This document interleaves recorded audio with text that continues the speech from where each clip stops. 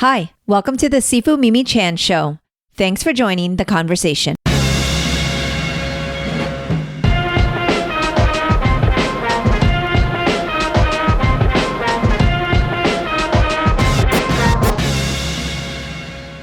I had the pleasure of sitting down with my bestie, Dr. Mark Cheng, for a conversation that hits close to home for so many of us right now. Together, we unpack the challenges of elder care, the tough but necessary conversations families often avoid, and what it means to be part of the sandwich generation. We dive into the difference between being reactive versus proactive when it comes to aging and health, and how a shift in mindset can make all the difference. Most importantly, Dr. Cheng shares the #1 preventative martial arts technique that could literally save your life. Curious what it is? You'll have to tune in to find out and listen to the episode. I've been enjoying these conversations and hope you have too. If you have, please rate my podcast on your platform of choice and share it with others. If you would like to support with a donation to help keep this podcast going and support the work I do, you can become a patron of the show by visiting my website or patreon.com/SifuMimiChan. For comments or suggestions, reach out on social media at SifuMimiChan. Now on with the show. Hello, Mark. Hi, Mimi. I miss you. I wish I were in LA with you. We always say that back and forth. I mean, especially in the H spot or getting a treatment or hanging out or working on the fan set or any of the other things. Or eating at APL. APL, the barbecue seafood. Barbecue seafood. That's it. Oh my goodness. I can't even follow on the Instagram because it just will make me too hungry. And so I just have to occasionally tease and look at all the goodness that you get to eat and what he's cooking. But yeah, the eating is fantastic. But essentially, I do really miss you. It's always nice to see you. Likewise. Even in this boo virtual world. Take what we can get. That's true. The way of it. I mean, on one hand, it's frustrating, but on the other, how freaking great is modern technology that we have the ability to connect in the way that we do now. So it's really a blessing. And a lot of people talk negatively about social media, but on the other hand, it's a way for us to keep our fingers on the pulse of the people that we care about without having to inundate them with the responsibility of having to inform 500 different people in their network. Well, see, that's the difference between you and I. I don't have 500 people to update. And so I'm more of a personal touch person. You're more of a personal touch person, but I call heavy bull on that, not having 500. Get out. No. I am not Dr. Mark Cheng. I don't have your fan base. Please, you're Master Mimi Chan. So anyhow, our listeners, I think by now know, we're so besties, but that we chat all the time and we're always kind of going back and forth. But what's been really great about our friendship and the ability to connect with you, not just by Zoom and this, but just on a daily basis, just being able to have empathy, hey, I know what you're going through. It's just been interesting to be able to have somebody who kind of really gets my life, and then, vice versa. I think maybe the same goes for you, but I know that you are living in literally a multi-generational home. And I am fortunate that at this moment, Oscar and I are able to kind of have our space, but we are literally 3 minutes away from my parents and sister. And, one of the things that I think is really valuable that you and I have talked about, have griped about, have vented about to one another and been able to bounce off ideas is just kind of, you're in the sandwich generation, which for our listeners, basically you're taking care of the kids, you're taking care of your parents, you're taking care of, all these different dynamics, but you're literally in the middle. For me, my kids ends up being more like my students. I don't have biological children, but I certainly can empathize and understand, it feels sometimes you're being pulled in so many directions. And I thought a really good conversation with you today would be kind of addressing, what that means for you, what that means for me, our age range, but also how can we prevent all the things and what we can all be doing as life is inevitably gonna, throw a wrench in the wheel and just basically disrupt our lives, right? And so how can we survive on a day-to-day basis? And the answer is not vodka and wine, which I think sometimes you and I maybe sometimes will gravitate towards. Those are substitute type solutions on occasion. Well, and sometimes, yes. But how are you doing, essentially? I mean, your dad is like literally a walking miracle. My dad's 98 as of this recording. Yeah, it's so funny. Like I've said this on air before, I think. He said before he hit 80, he goes, "Yeah, I don't know. I don't think I'm going to hit 80." 80 came and went, and he goes, when 80 came around, he goes, "Yeah, I don't know, man. Like 85 is going to be a tough one. Let's see what happens." And then 85 came and went, and then 88 came and went, and then at eight on his 88th birthday, he goes, "I'm going to shut up now."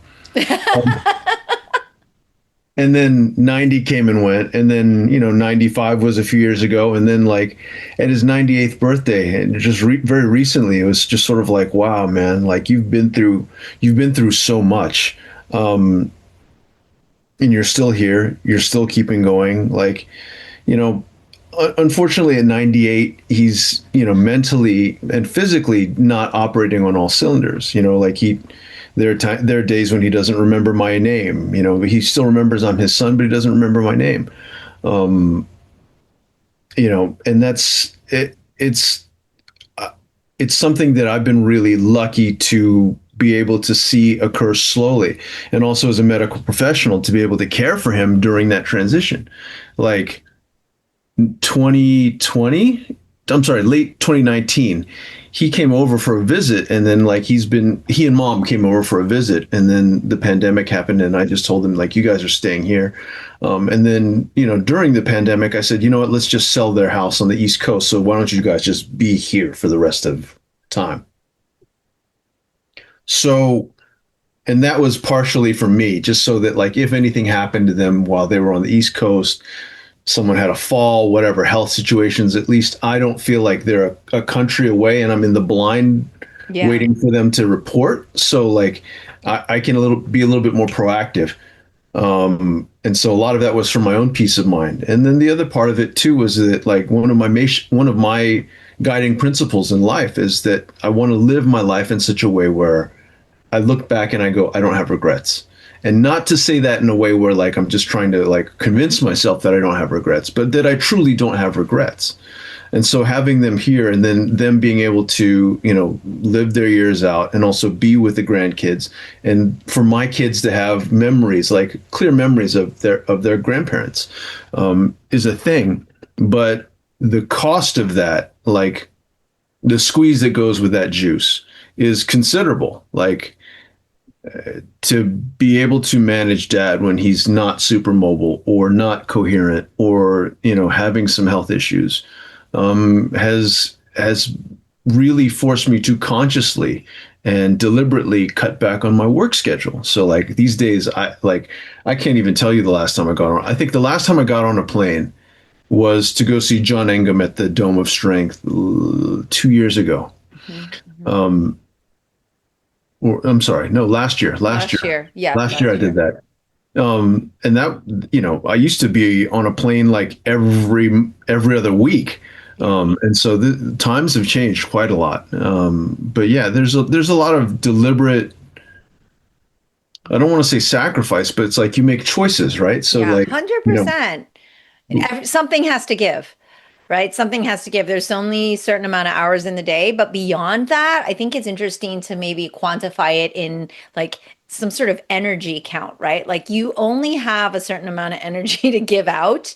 And being that you do the work that you do, that takes like a really high percentage for you to be able to give that output.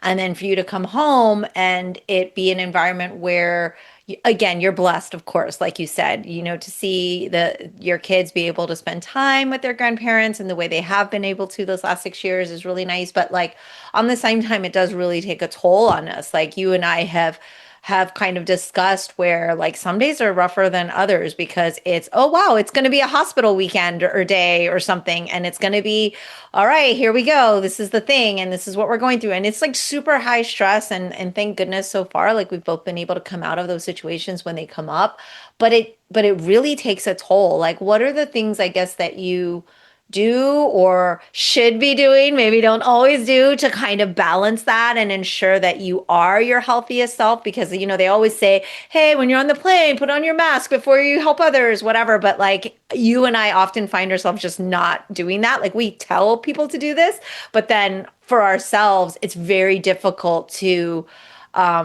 keep ourselves at peak condition in order to be more functioning for those that we love and that are around us.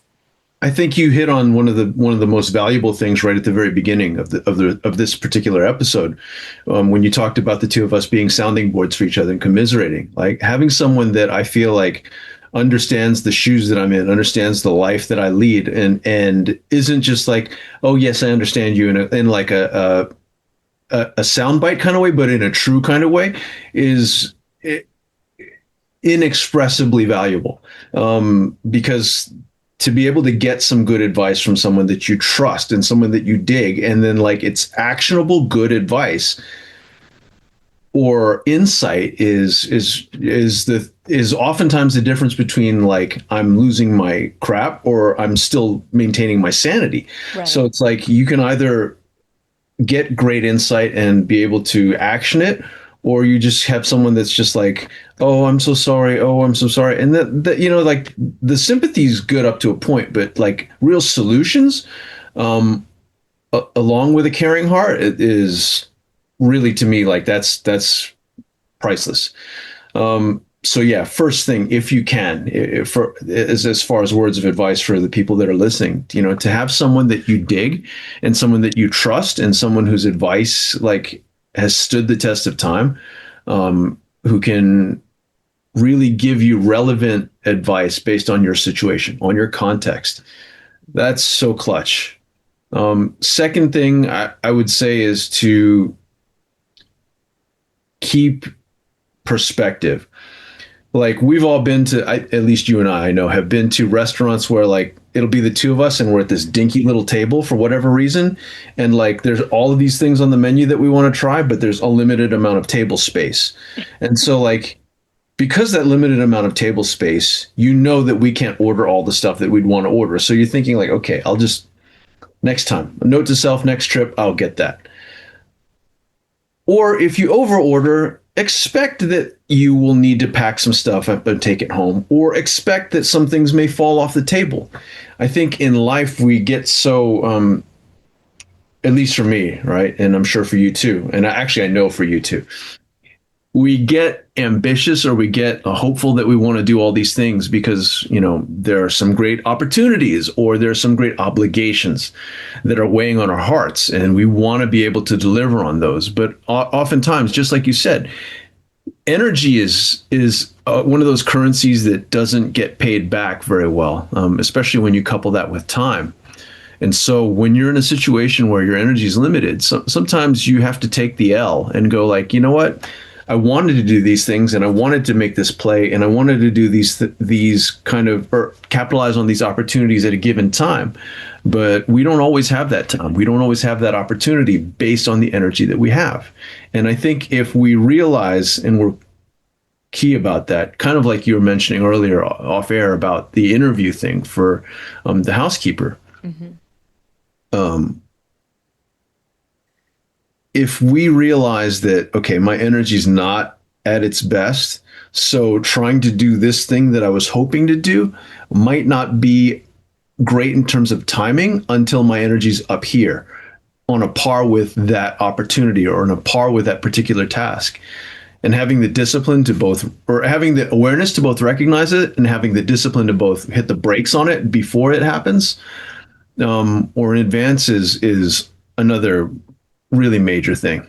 Yeah, I'm hearing you and all these things are like jumbling around in my head because it's interesting. Want to ask you this because you're both always switching out your hats. You're like parent and son, but at some point in your house, at the age you're at the position you're in, you're kind of overall parent, right? Like even though your parents are Hmm. always your parents, there Yeah. comes a time where medical decisions, logical decisions, these type of things have to be made by the quote unquote who's actually the parent in the room. And it's really, I don't know, you can tell me, do you think it's easier to just be able to tell your kids, hey, this is the rule. Here's what's happening. I see the path we're going down. It's not a good one. So we're going to do this. Whereas if you have to tell your parents that, is it much harder? Because I feel like in my situation, especially, you have, these really amazing humans who have done so much with their lives and continue to give and do so much in their lives. But then,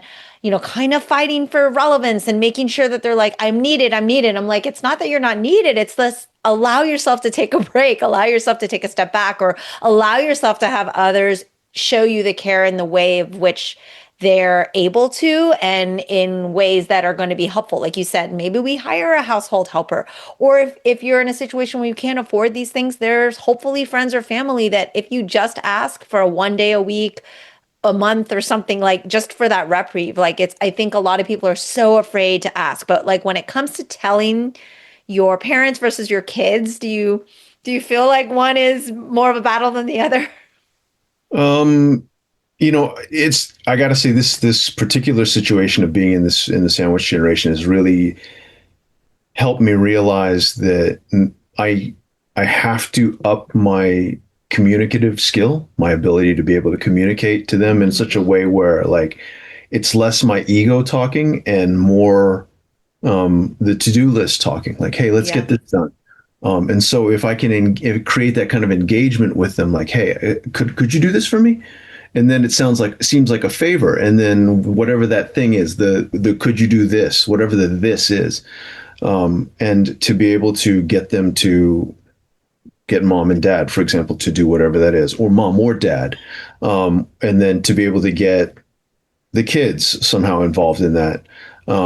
Then it becomes like, okay, yeah, I got to do that. And then later on, after they've been engaged, or when there's more calm, or when there's more receptivity and less urgency, not only on their part but especially on my part, to be able to slow down and connect and go like, hey, remember when I had you do whatever that thing was? This is why. And you know, if we can give people small stepping stone in the tasks. Like this is one of the things that you do so naturally and so well when it comes to social activism. Dude, I'm serious. Like one of the things that you do, and I struggle to keep this in mind all the time, and you do it beautifully, is that you allow people to onboard themselves at whatever level they're ready for, right? It's not like if you want to be a social activist, then you better quit your job and devote your life full time Right. to doing this, that, or the other. It's none of that. It's very scalable, and you allow people to engage at whatever level and whatever point of entry they can manage. And I think for us as people who are dealing with elderly parents, or people who are, leaders in whatever form that we are, thought leaders, social leaders, school leaders, family leaders, medical leaders, what have you, right? To be able to allow those stepping stones to be subject relevant, meaning like the person that is our subject that we're talking with, to be able to go like, okay, here's a stepping stone that's manageable and easy for you. And then once you're comfortable making that step, let's look at the next step. So those are things I think that I've really benefited from that, as far as having to be in this situation with my folks. So now I can go, I need to slow down. So catching my own impatience, catching my own sense of urgency, and being able to say like, yeah, this is okay. I need to do this, but I don't need to do it in such a way or with such urgency, such that like I'm coming across harsh or coming across rude or Mhm. whatever, unless there's something really like safety oriented. Then in Yeah. which case, the gloves may come off a bit. As well, we do know the gloves do sometimes come off with Dr. Mark Cheng. Yes. And I think it's great that we always have these conversations because it is such great reminders, because it's so easy to kind of talk about it, but when you're in it and you've got emotion and you're frustrated and you haven't slept for, you only had 3 hours of sleep and all these things, it's so much harder to execute. So listeners, like, let's be real. I don't want you to think like, oh, we've got this down. Here's all the answers. Like, we fail all the time at this. These are not things that 100%. are very, very easy. One thing I wanted to touch on was there's this, and you tell me if it's the same for you in your quote unquote Chinese family, but like we don't talk about dying, we don't talk about estate planning, we don't talk about making plans for the future, we don't talk about anything that could be superstitious or whatever. And it's unfortunate, but we had to kind of learn from the failure of other families around us where their loved one passed away, or where I was like actually very heavily involved in caretaking for my uncle, went to hospice. And like a year before that, I said, can we please have these conversations? We never want to make these conversations when we're under duress, when we're so Yep. stressed out, when we're at the hospital and we've now dialed 911, and then they're going to come at you with like 20 pieces of paper. What do you want to do? What is, are you going to be a, DNR, do not resuscitate. Are you going to do this? What is your power of attorney? Like, you don't want to make those decisions under duress. But at the same time, for a lot of us in these traditional Asian households where it's quote unquote taboo or bad luck to talk about, like having uncomfortable conversations with your loved ones is really like challenging. And I feel like that kind of superstition needs to stop somewhere though. And I feel like Totally. generations later, just like a lot of the conversations that you and I talk about, the difficult things, like these things need to stop generationally, and we need to do better by the next generation so they can therefore do better. But like you see so many families that are very ill prepared and then, end up getting preyed upon or making really bad decisions under duress. Like, how do you approach these uncomfortable conversations? And did you also have the same, like, it's bad luck. We don't talk about that. I'll when I'm ready, or blah, blah, 100%. blah. When I'm ready, I hear that a lot. Or when it's time, I'll tell you. Like the one thing that my mom always loves to throw at me is like, I remember asking her like decades ago about, the will, things like that. Yeah. And her canned answer was always, and still many times today is, I'll tell you when it's time. Like, are you effing serious? Like, I mean, how do we know when our time is? And, Right. you and I both know that, like, uh, you know, at the age that we're at, like sometimes we see our peers or people even younger than us Yes. through Yes. whatever, whether it's something unexpected like a car accident or a surprise diagnosis of stage 4, whatever kind of metastatic cancer, or God knows what it is. Yeah. Could be a stroke. You don't know when your time is, right? And so to have that kind of hubris to say, like, I'll tell you when it's time. No, the hell you won't. I know. Like we have to take some kind of responsibility and help people, I think, oftentimes understand that it's time now. And I think part of how we do that is to go like, hey, check this out. This guy's so young, died of a stroke, or this guy's so young, died of a heart attack, or whatever. Oh, yeah, yeah, yeah. Okay, so that's already playing in the background. And then to go, yeah, did you hear about probate? And then when they hear that, they go like, "No, what's probate?" And then you start talking about that. Oh, the kids can't get the house that the Yeah. parents left for them because this, that, and the other. And then like left long enough, now the state's getting involved, Yes. or the Yes. state wants some resources. And Yeah. so now the money that was supposed to be left for the kids has now been spent through the legal process. And so everything that you saved up for your entire lives working, that you thought you were going to hand down to me or your grandkids, just went to the courts and went to everything else. So like, does that sound good to you? Do you dig that? Are you okay with that? And inevitably the answer is no. And Mhm. so if the answer is going to be a no, then you go, okay, like, so if it's no, then we need to do this and this. Yeah. And then it becomes a clear to-do list. Otherwise, it's like, hey, we need to talk about the last will and, whatever. And in cases like that, there's too much resistance, like whether it be taboo, whether it be just an emotionally uncomfortable conversation, Yeah. or what, sometimes for some folks, like those who shall not necessarily be named under this roof, sometimes it's just simply about control. Hmm. Hmm. And it's not necessarily about superstition or what. And it's more Hmm. like, I just want to have control over the finances so I stay Yeah. relevant. So I this or that, whatever. Cool. But understanding that there are some things that we can't control, and being soft, being um, kind of patient about engaging them in such a way where we go like, hey, there's some things like the timing of our illness, the timing of our Yeah. of our, safety. Like, you just don't know. And you may think you know, but again, that's a lot of that stuff is hubris. And so humility actually will pay dividends in the long run. And then I Yeah. think I think being able to slow ourselves down so that we can help help parents, or even help our kids understand the importance of stuff like estate planning, or understand, the importance of end of life care directives, or understand the importance of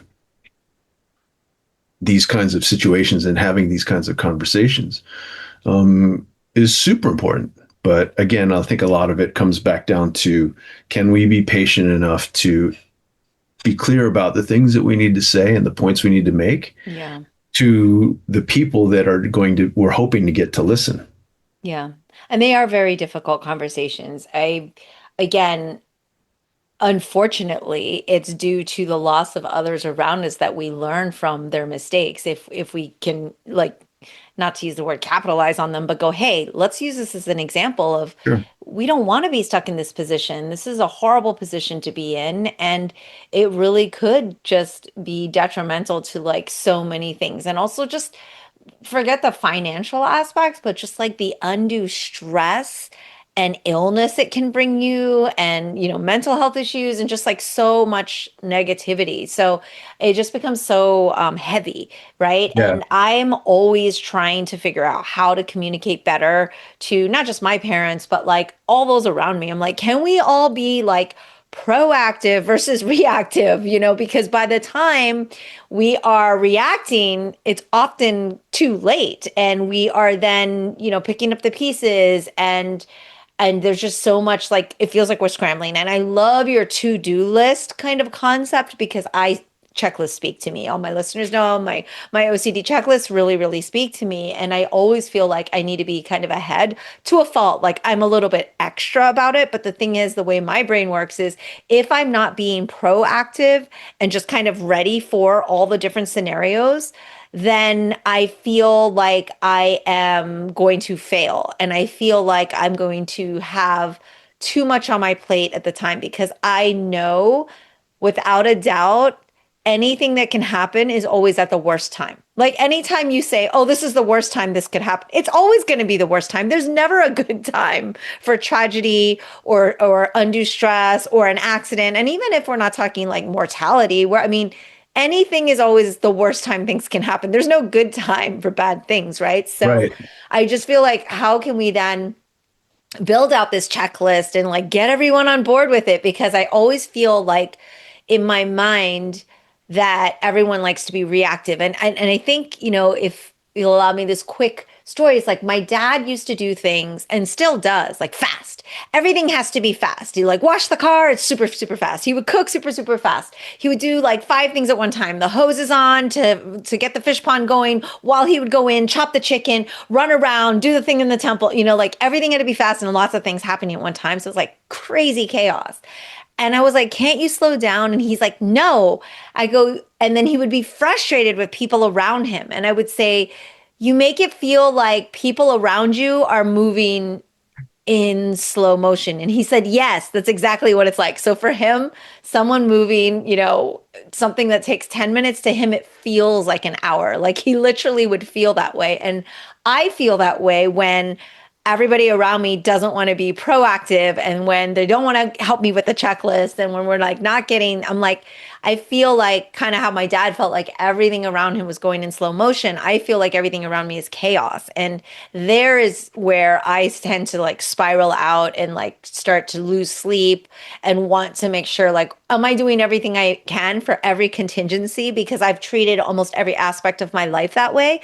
I basically will say, okay, I have an event coming up. What's all the contingency I need to do so that by this date, no matter what, it's all going to run smoothly? And even like my vacations would run on contingency. Anything I do is a little bit extra, and I get that, but I feel like we as humans can be better about being proactive, especially with our health. Like, hey, I don't want to wait till I have a heart issue to start eating better, or I don't want to wait until my knee is hurting to then do therapy, right? Like, what are the proactive things? Like, what are, I guess, are in your mind as Dr. Mark Cheng are some of the top proactive things like we can do to kind of be prepared humans for like, when it's all inevitably going to fall apart on us. You nailed one of the best ones, which is to have a to-do list. I mean, simply being able to see, like, or for me, like I have a whiteboard, right? Or have whiteboards. This one's been sitting here for a while because it's like every time I'm tempted to erase it, I reread it and I go like, damn, that's really good. I need to do more of that. Damn, that's really good. I need to do more of that. But which is why now I have like multiple whiteboards around the house. It's ridiculous. And Notes, of course, is just a wonderful app. Uh, I think there's something that's beautiful about being able to see the things that we have in those moments of clarity written down, and then we can shift them on the list because then that having that prioritization allows us to know how we're going to spend our energy, especially when you look at life in the big picture, right? So that's, I think, one of the things that will then help us realize that, okay, if I'm living in accordance with my priorities, that automatically lowers my stress level a little bit, which then takes us to the health issue, right? So oftentimes, going back to what we mentioned earlier, right? There's that stress about like, oh, I regret not doing this or I regret not doing that. And then we end up having this conversation. I should have this, I should have that, I should have this, I should have that. Someone who I've been following for a while, who I used to work with actually once upon a time, Peter Crone, who goes by the moniker of the mind architect. Peter has a great phrase and he goes, So can you hear that you're shooting all over yourself? Which is a play on words there. But I think it's super important to realize that like when we should, I should have this, I should have that. Then like that's an indication that for us that we're not living in accordance with our priorities. And so if there are things that we wished we could have done, okay, yeah, great. That would have been nice as far as like the fantasy list. Like I wish I'd gotten a winning lottery ticket, but we understand that those are wishes rather than actionables. So whatever. I mean, like I wish I'd bought Tesla at $70 a share and sold it at 488, but like, that the past is the past and there's certain things that I didn't do. Oh well. But I think that for peace of mind is so clutch. And then being able to then go, okay, what is important to me? What are the things that I need to be able to do in such a way where I have my own oxygen mask on first? And so starting from peace of mind, I think is the most important thing, because when you have enough peace of mind and enough clarity, then the decisions that you make for yourself and for others tend to be a little bit more grounded, a little bit more productive, rather than like helter skelter and panic driven. And then from that, then like making decisions as far as our own health physically. If I'm less stressed, I'm gonna stress eat less. I'm going to probably abuse alcohol less. I'm probably going to do all of the things that are health driven, that are physical health driven, that make sense. And if I don't have those awarenesses of my stressors, then I may be unconsciously or subconsciously just piling on those stressors. Like, oh, I need to go work out to feel better, and I work out like a maniac, and I come back and I'm so sore or slightly injured, and now I'm stressed about the injury, or I'm stressed, my body's stressed in terms of the discomfort that I'm going through. Like, we have to be clear about the things that we do that are productive, and then the things that we do that are just simply blowing off steam, and how blowing off steam has its own consequences. Right, right. Yeah, I love what you say about like kind of these steps. And I was thinking about it and we were talking a little bit off air, like, about our parents and, your father and my father have like some differences, right? Like, my dad's kind of, having a little bit more of some memory issues, whereas your dad is like a little bit, but like, physically he's not as active. And I'm like, he's 98, right? I'm like, I don't think I'm gonna even make it that far. But I mean, I've seen him picking up trash on the ground outside and still trying to like garden and do things. And I just, oh my God, bless him so much. But my dad, I can't get him to get off the ladder, and he's like 87. I'm like, okay, we need to like chill out. But one of the things that even now we worry about, even though my dad is very mobile and even though he's like, climbing the ladder, he can still jump off of things like is falling. And I think using this kind of as a nice, just kind of as a one-off example, because Oscar and I are around a lot of seniors, and then we hear them, oh, I fell and they broke their hip. We're like, oh, okay, this could be the end because you hear all the time when seniors fall, that's it. Like there's not a lot of recovery. A lot of times that's just like this, just kind of the beginning of the end, unfortunately, right? Yep. And I think it's interesting because a lot of people feel like only old people are at risk of falling, and that's just certainly not the case. And I thought maybe you could do a fun little example of like, here's what we can be doing in our teens, in our 20s, in our 30s, or whatever. Because I like to think in my head, I have teenagers listening to this podcast. Maybe For one. sure. Yeah, For my sure. my intern that's actually editing this. But in all seriousness, when you're young, I feel like you're even more at risk because that's when you think you're immortal, right? That's when you think like nothing can happen to me and you're like the daredevil, or maybe that was me and now I'm like so cautious. But I think it'd be interesting to kind of hear your take on that and how perhaps I'm interested to see like a lot of it could be doing the same things throughout all the decades. But I'd love to hear what you have to say because you're the expert in all that. So you're spot on when it comes to injuries due to falls. I believe if I can't actually, no, I'm not even going to speculate because Hmm. I can't say with any certainty what the exact numbers are, but like the Hmm. mortality risk skyrockets for seniors. Yeah. Injuries due to falls leading to life-ending type situations Yeah. is way up there. Whereas it's like a little kid falls and they get up and like, okay, maybe they sprained an ankle, but then they're going back to school the next day. Oftentimes because seniors have mobility issues already that are like just subacute. Like for example, my father, he gets around now with the aid of a cane, and sometimes with the aid of a cane and someone helping him, whether it's mom or me, right? A fall now for him, like especially if it's going to have an injury where like there's a broken bone. Mhm. The prolonged immobility means that now like already he's not as vigorous as he used to be, so circulation's not going as much as it used to be, right? Which also means like if you're not moving, here's the thing, right? A lot of people think like, oh, I'll just be on bed rest, I'm cool, no problem. There's no big thing. What most people don't realize is that like fluid pools in your lower legs quite a lot when you need to be just sitting or lying down, right? So it's like if you're not moving around and actively engaging those muscles, the venous return of fluid up to the trunk of the body is not as good as it could be, right? So just being able to move around more, being able to exercise, and not necessarily exercise like I'm going to go deadlift, squat, and snatch a kettlebell. No, it's simply being able to walk around and engage the muscular system so that the lymphatics get some differential pressure and get some pumping going on and fluid moves through the body, that like we preserve our health. So even if I'm not doing stuff like tumbling or break falling or rolling, to be doing forms like even something as gentle as tai chi or some very very very very chill, very very low stress qigong sets. I mean, a lot of these things are the movement that help keep those fluids moving. Like we talk a lot about qi, right? In Chinese medicine, they say like, oh, when your qi's not moving as well, then you're going to get sick. In Western medicine, we also talk about like the circulation of your blood, pooling of interstitial fluids, lymphatics. Like the lymphatic system, since we're not really taught about that a lot in most grade school type situations, right? Okay.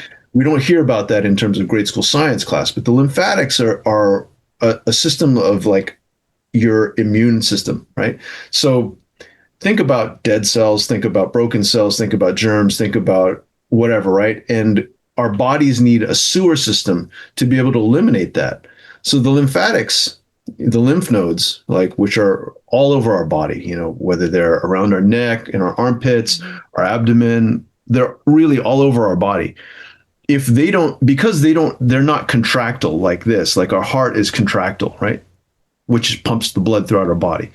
The lymph relies on a passive kind of pumping, which means that our muscles have to do that for us, or massage, which is why lymphatic massage is so useful. Right. If you're not moving well, then those systems that your immune system relies on, they're not functioning. So how we move and the frequency with which we move and the different vectors through which we move are really important. Now, for adults, for seniors, right? Like, especially quote unquote able bodied adults, there's an exercise called the deck squat where it's like you stand up, you squat down, hamstrings to calves, you roll back onto your back and then come back up to standing. So it's like squat, roll back, come up, like almost like a rear break fall. Yeah. The average 30 something that I've seen in the majority of fitness type workshops that I've been in is not so capable with that. And it's kind of alarming, whether that's due to hip immobility, whether that's due to knee immobility, whether that's due to vestibular inner ear issues. And these are all things that elevate our fall risk. Never mind, like a lot of times people think of balance. Oh, I got to do balance training. And then it's like, oh, I got to train my feet. There's that too. But simply being able to change positions and being able to lie back and then come back up without feeling like, oh, I'm suddenly really lightheaded. That inability to change position without that kind of like lightheadedness or that kind of orthostatic hypotension, right? Meaning like there's not enough blood flow going to my brain. We need to train the system to be able to handle those changes better, those postural changes better and more competently so that we don't black out, so that we don't fall. And we also need to train ourselves such that if we lose balance or if we slip or if we do whatever, we are able to adjust our bodies in such a way to be able to land in a protected position. Now, Yale University, once upon a time, I want to say in the late 80s, did a study of its martial arts programs that were on campus. And I can't remember how many martial arts programs there were at the time. There were quite a few. And they asked, of all of the different martial arts techniques that you've learned, what technique has been the one that has helped you in a real life situation where you've had to, like, your safety was on the line, your physical safety was on the line. And so like the researchers were wanting to hear like, oh, was it kicks? Was it joint locks? Was it was it weapons techniques? Was it like boxing? And the number one answer was break falling, knowing how to fall because of, the ice in New Haven, right? Or a slip or tripping over something, knowing how to roll out or knowing how to break fall in such a way where they could get up relatively uninjured, was the most commonly given conclusive answer. Yeah, and that makes 100% sense because you think about many of us who fall and then like the result of, right? So it could just be a sprained ankle, like you said, and some people come out of it okay. But for other people that are super deconditioned, it could be a fatal fall. Like it could be Traumatic brain really injury. problematic. Yeah, like it hit their head and then that's it. So So I my mean, dad, let me interrupt this for a second. My yeah. dad actually is a perfect example of that. Um, until he turned 90, he was actually swimming like 2 miles a day, Wow. 2 miles a day. Oh my Um, gosh.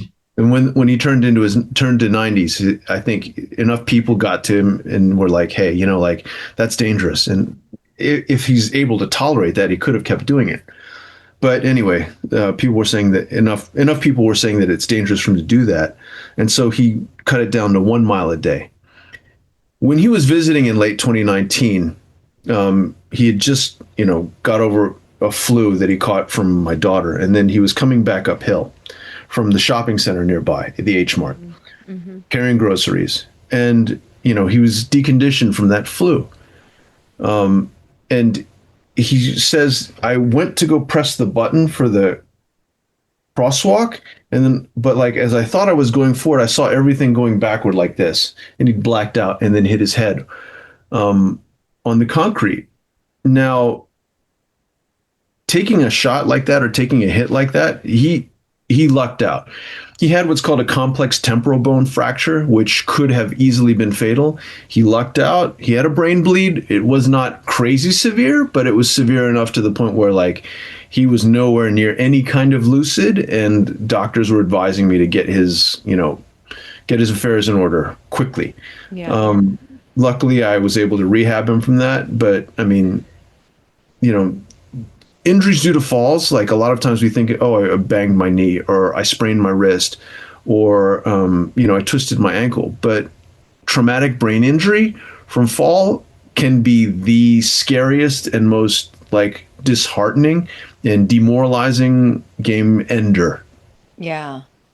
Yeah, I have this big fear because I have so many elderly people around me, and when I hear that they fall, I'm like, oh boy, you're just like so stressed out about it. And I mean, even in my 20s, like I'm actually a very clumsy person. People don't believe me when I say this, but I really am. Like I will, furniture attacks me, door, archways attack me all the time. Like I'm always running into things, but I've fallen a lot, and I know that.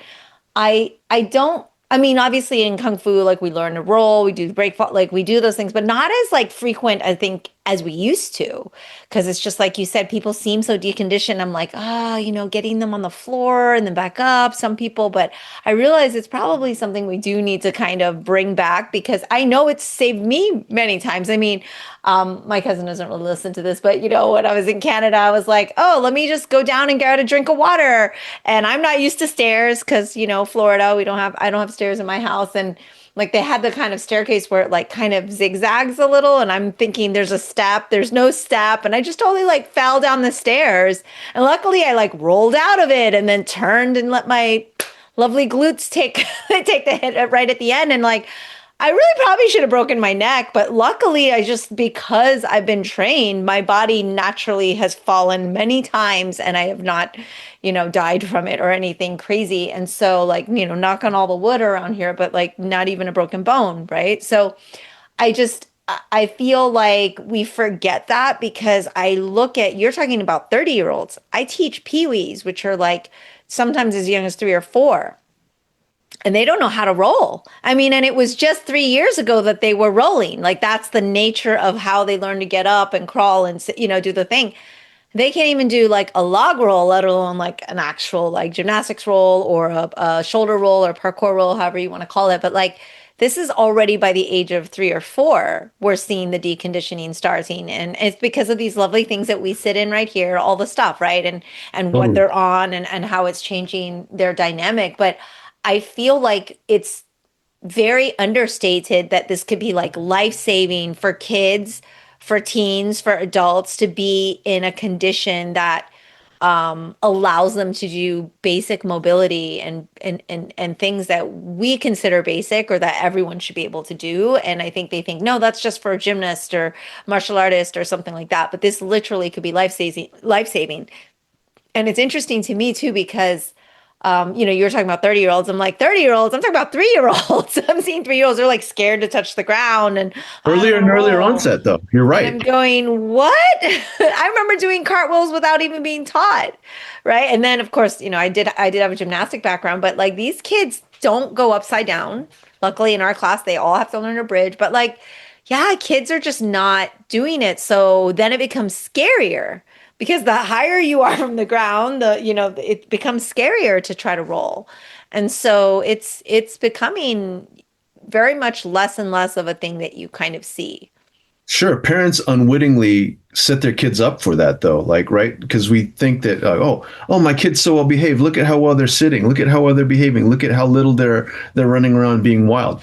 Unfortunately, like in having such a quote unquote manageable kid, you now Mhm. set that child up for like neurological deprivation. And I know that sounds rather sinister, but it's true because like the kid that's running around and seemingly wild and not super well behaved is actually learning about his or her environment. They're Mhm. learning while they're kind of It's like that irritating everyone neoteny, else. right? Yeah, while they're kind of irritating everyone else in the room, unfortunately, because we want to just chill and enjoy our drinks and have a conversation. The kid is actually doing what a kid should do, learning how to control their body and getting real-time feedback. Like, okay, they ran into the couch. And while you're like, Jesus, don't run into the couch, you're going to hurt yourself. The couch is giving that kid feedback of what impact is like. So they're learning like, okay, I won't do that again. Or that wasn't so bad because now I know how to offset that. Yeah. Well, I think the answer to that is also that kids don't play outside as much, right? This is where you're like, yes, go run and do that over there so that we can have our appetizers and hang out and have an adult conversation. But I think kids play outside less, all of the things. I mean, and this kind of goes into the Jonathan Haidt stuff, right? Like it's just like how we have to keep them so protected, and of course we have to be safe and all these things, but like you just don't see that environment like we used to. And I don't think it's just, not to get into politics or socio whatever, but like crime and all of that. I'm like, we need to let kids play. We need to let them get out and use their imagination and not just be reliant on the screen telling them what their imagination are seeing. Like I love it when we've got some kids at Kung Fu and their parents take class. So that means they are hanging out for an hour, Hmm. and there's the kids that sit there on an iPad, and then there's the kids that are like digging holes and like filling them up and then running around, rolling in the grass, and they are going to be better off in life, I think. It's like maybe, because they're going to get taught all the computer stuff. There's no avoidance of that, right? Hmm. But the opportunity to roll in the dirt is a little less. I mean, it's much more rare, I think, these days. I just don't see kids doing that as much. Sure. And a lot of it really just is incumbent upon the caregiver, right? And so back to what we were talking about at the beginning of this episode, right? Like the burden on the caregiver to have to handle and manage all of these things is difficult because like you as a caregiver have to manage, and that management means that you have to be there observing, aware of what's going on, moderating, like making sure that things are okay if things get out of hand or whatever the situation is, right? Like all of a sudden there's an X factor, like, oh, kids are playing outside, but whatever. Let's say there's like a bunch of stray cats that came over that have fleas clearly jumping all over them. You don't want the kids playing with those cats. Okay, great. You know, these kinds of things where the caregiver has to manage it becomes very tiring. So that for us as caregivers, I mean, speaking for myself as a dad, right? Like, okay, yeah, I want my kids to be able to play with other kids. On the other hand, like if there's one kid that's super crazy and trying to WWE like someone every other kid's face into the swing set, then we gotta moderate that. And oftentimes, just because we're either not practiced in it or we're already overloaded with other aspects of life, we opt for the easy way out, and which is sort of like, hey, you just sit here the whole time. Here's an iPad. Gray Cook talks about it a lot when he was teaching his FMS level 1 courses, right? And he said, like, a lot of what a lot of people don't realize about Gray Cook being the guy that kind of, I think, turned sports training and physical therapy on its ear. Um, Yeah. he got his start working in geriatrics in a nursing home, Mm. fresh out of school. And, for a lot of people, their understanding of elder care is just sort of like, okay, put the elderly person in a wheelchair, wheel them into this room, let them eat, wheel them into the next room, let them watch TV, wheel them back into their bedroom, take a nap, help them, whatever, use the restroom, bathe them, whatever, right? But it's basically like, we're just going to manage you until you die. It's very grim.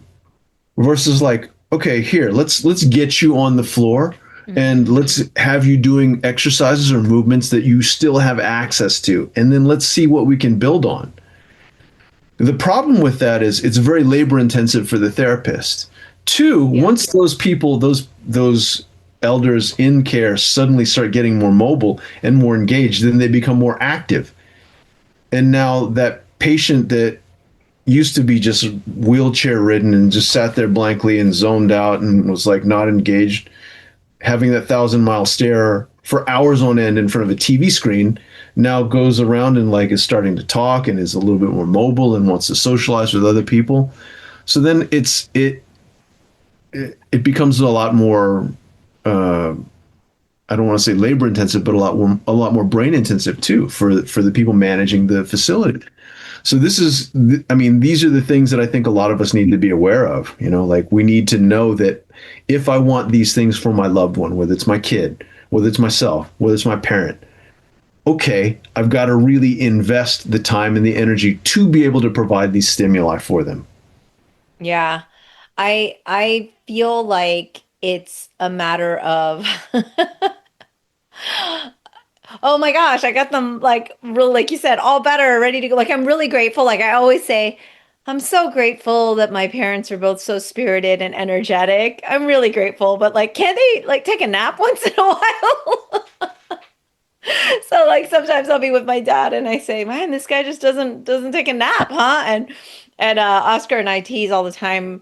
I don't know if you've ever seen What We Do in the Shadows, but we talk about the energy vampire. We're like, that's my dad. He's the energy vampire. He could just be around you and just like take all your energy by just talking or the way he is. Like everything is extra, right? And so, Mhm. yeah, it's on one hand, I'm so grateful. I'm so grateful he's so vibrant and all of those things. But yeah, I would love for like just like maybe, a little once a nap, once a day nap or something like that. But it is a struggle because we have to kind of manage our expectations and be able to like go, well, what's reasonable for me today? And for our listeners, it's so easy to just have these conversations and kind of brainstorm it and have empathy with one another and kind of commiserate a little bit, but at the same time when you're in it, you're not always going to make the right decisions. It's not always going to be perfect. You're not always going to do what quote unquote is the right thing for that moment. And you just have to kind of do the best you can and just kind of be armed though with the narrative, be armed with the information. And so you go, okay, maybe it didn't go this way this time, but I'm going to go back onto the to-do list. I'm going to try to revert back to it and just being able to, instead of being so, you know, oh my gosh, there's no solution. Nobody knows what I'm going through. There's Right. nothing that can help me in the world. Everybody else's situation is so different than mine. I'm like, not really. Everybody is struggling with something. And so Yes. we all have to figure out what our to-do list is and what we need to do and then prioritize them, right? Because if you're whatever they say, you're cutting the lawn while the house is on fire, then like that's not a good prioritization, right? So I Totally. think I think therein lies like the to-do list and prioritizing it and ensuring that we are tackling things as they come. But again, I'm still gonna keep throwing out there being proactive versus reactive and just staying ahead before you fall behind, because then it can get just so overwhelming. But in any case, I know we're wrapping up here. What have you been doing to relax and decompress? I mean, you have all the amazing treatment things at your house. And whenever I text you, you're like, I haven't had time to get into my HBot, which actually, can you share with our listeners? Because they're thinking like HBot, what is this? This is some sort of like robotics or So HBOT for listeners, HBOT is an acronym that stands for hyperbaric oxygen therapy.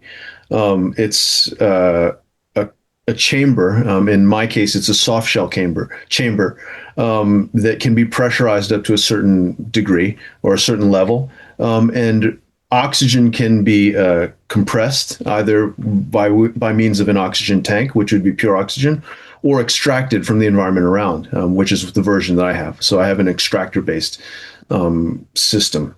And so what that does is I get or I could put someone into the chamber, and they're going to put on a mask, or there are other different ways you can have it administered. But basically, the extractor pumps oxygen or a more oxygen rich air into the chamber as it's being pressurized, and it forces more oxygen into circulation in your body. Now, we've seen already that, like the research is showing this, and I've also seen it firsthand for myself from some pretty shocking cases, one of which is my dad, certainly a couple other cases. But how effective it is for traumatic brain injury or central nervous system injury is freaking shocking. And so, for those of us that don't have something like an acute traumatic brain injury or a concussion, it's also an incredible tool to use for recovery. So this is why you'll see it part and parcel with a lot of professional athletics teams, right? Like in their training room, they'll have an HBOT, or some of the athletes themselves in their homes. Especially the upper end athletes will invest in an HBOT chamber, a soft chamber, and then have it in their homes, and then take a couple hours and rest in it. Um, it's it's certainly not cheap. I mean, on average, one can cost anywhere from 15 to all the way up to whatever. I mean, depending on how many bells and whistles you want on it. Um, when I say 15,000. So like it's again not cheap, but for myself, what made me pull the trigger was when my dad had his fall. I thought, okay, that he's got a traumatic brain injury. There's no better time, and luckily, I happened to have at that time the funds with which to be able to afford it.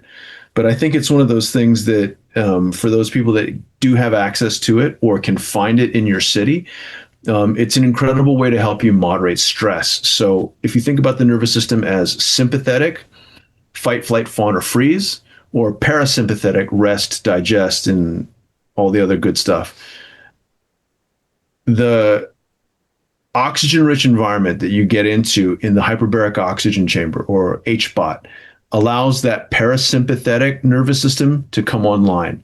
So for folks that have a hard time sleeping or who can't sleep productively and wake up feeling smoked all the time because like they couldn't get into that really like REM restorative sleep, I'm in the hyperbaric oxygen chamber will get you the kind of results or get you the kind of recovery and mental recovery that you need. And also too, it's been used for decades now, like post-op. So, for people that have cosmetic procedures done, like entertainers that want to be able to be back on camera quicker, faster, whatever, with less injury or less healing time. Hyperbaric oxygen is an incredible modality. Yeah. So yeah. I'm very fortunate that I know you. And so I've been able to try it. And I know it helped like my breathing and my asthma when I would come back with like a sinus thing or like an allergy issue, a respiratory, like, and just like, yeah, that kind of rested feeling. So, hope you're taking care of yourself too and not just others and getting your rest time because you have all these lovely things. I really get tickled pink, by the way. I know we have to wrap up, but like when I see like your kids needling you with acupuncture needles or like just like you're like, yeah, I had so and so like, put some acupuncture needles in me today. And I was like, so brave. You're so brave. Yeah, I'm lucky, like they've been around it enough that there's not a kind of taboo or there's not a kind of like fear about it. And so I think that's if we talk about the things that we're armed with, right? Like we're armed with all of these different things that we can call on to make our lives better. I want to say one of the things that I'm armed with is just like I'm able to spend time with my kids so they have familiarity or with my different family members, my partner, whatever, right?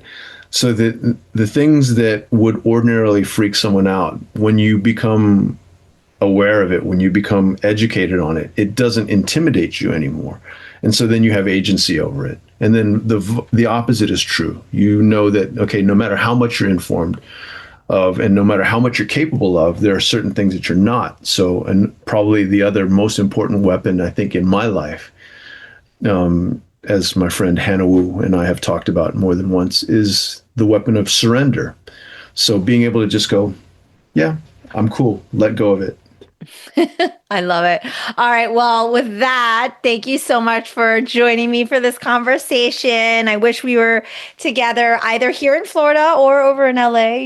It's always nice to be in person, but this is really what we got for now. So thanks so much for joining me on the podcast. Everybody, Dr. Mark Cheng. Thank you. That's all for today's episode. Thanks for listening to The Sifu Mimi Chan Show. Please subscribe and rate my podcast on your platform of choice and leave a review. You can become a patron of the show at patreon.com/SifuMimiChan to help keep this podcast going. Follow me and interact on social media at Sifu Mimi Chan on Instagram or Facebook.